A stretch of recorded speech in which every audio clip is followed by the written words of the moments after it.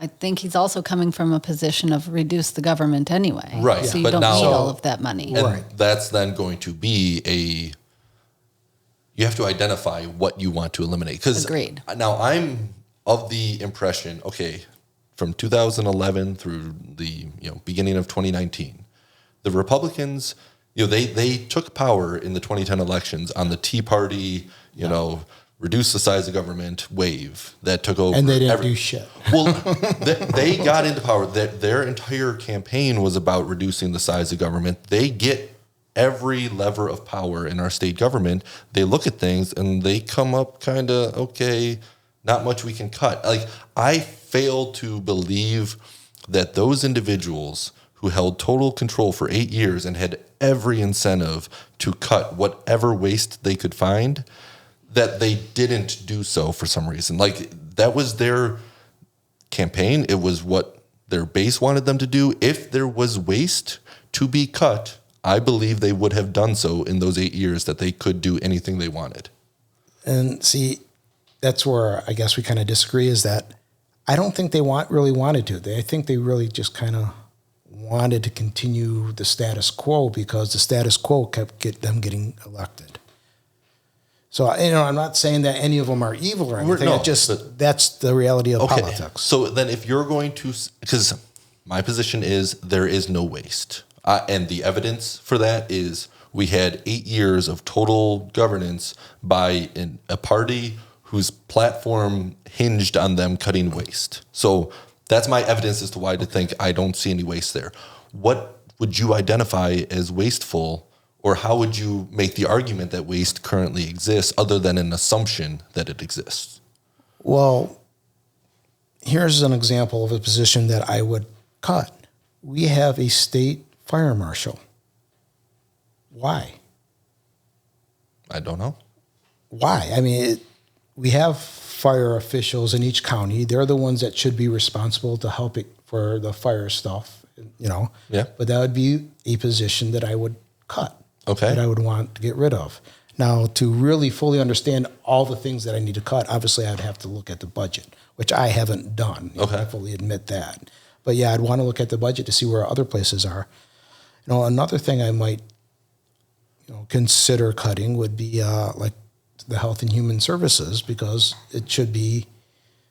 my health should be between me and my doctor, not me and the county and my doctor, or things like that. But as far as, okay, so that's Medicaid. Yeah. So, I mean, it's the government being the one paying the bill because, if you're getting Medicaid, you're otherwise not able to afford it. Right. So if you get rid of that, then you have people who don't have a doctor because they can't afford one.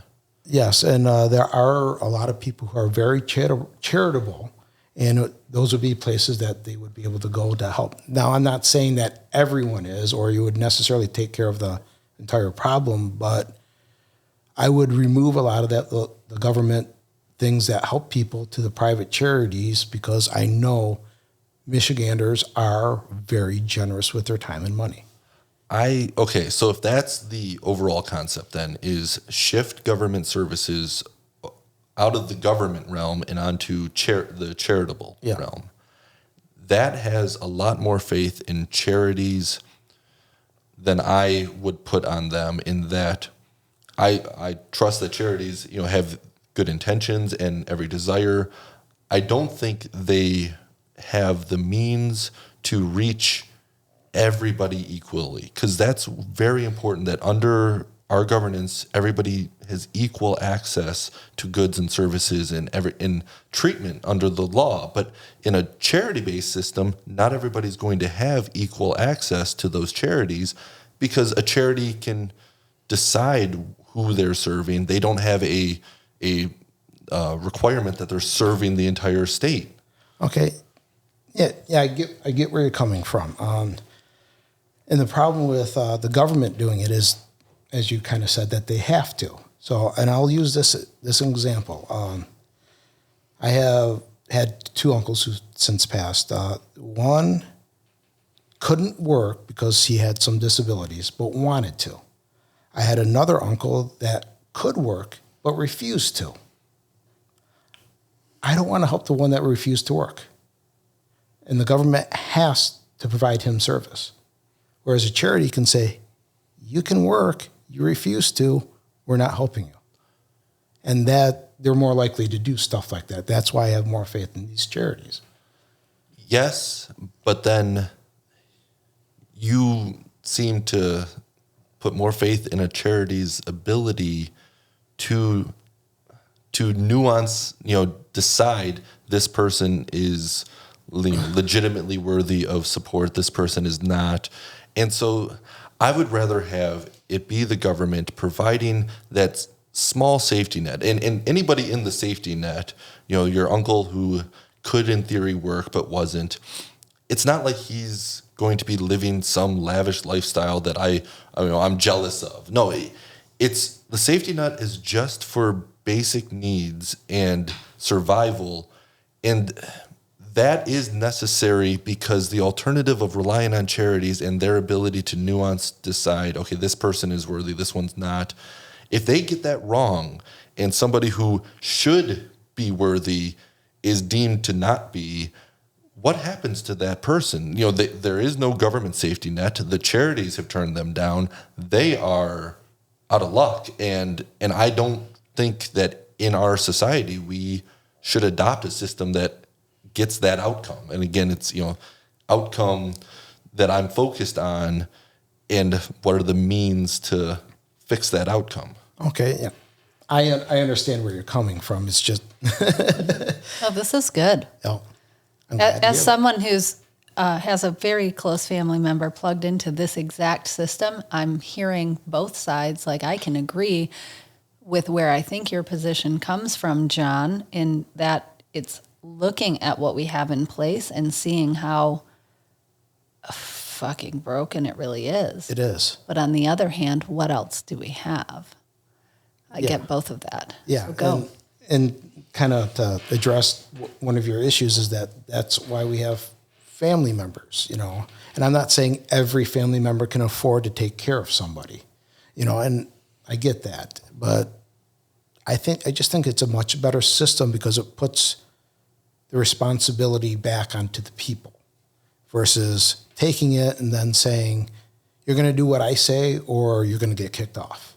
And I just kind of think that's wrong. We're forcing them to do things that they may not necessarily want to do. Whereas you get a charity, you go to a charity and say, I need some help. They say, okay, well, we'll help you along as you're doing these things. And then the two of them can decide whether it's a good idea or not to continue. One thing that I don't know the nonprofit system well enough. I know our state budget and the scope and size of it, but I also question the feasibility of charities. How much would they actually grow in size in order to accommodate and serve the people and responsibilities that you're trying to place on them? Is that an actual feasible model of relying on the donations and goodwill? Interestingly, I'm going to interject here and tell you that a lot of the charities are actually funded with government dollars. Yeah. And let's go. But it's a small portion of the state budget going to those charities and their operations. It's usually often tied to the individual receiving services as well.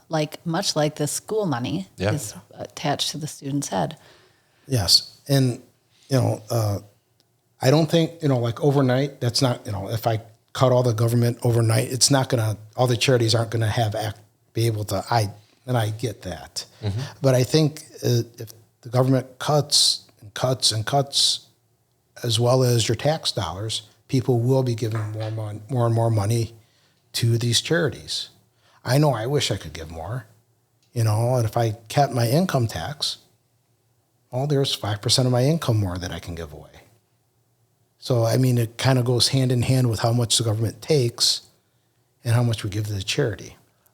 I don't trust that it would be anywhere near an equal dollar for dollar, what you save in your taxes going to the state that you're then going to turn around and give to a charity. And I also you get the tragedy of the commons, where if everybody, can just kind of think, oh, well, I'm relying on everybody else to do the right thing, so it's okay if I do the wrong thing here, then everybody ends up doing the wrong thing and not being as charitable because they just assume everybody else is. It's not, to me, a sustainable or really feasible way to, if you can recognize the legitimacy of the service, like this individual who needs that safety net because they're not able to work.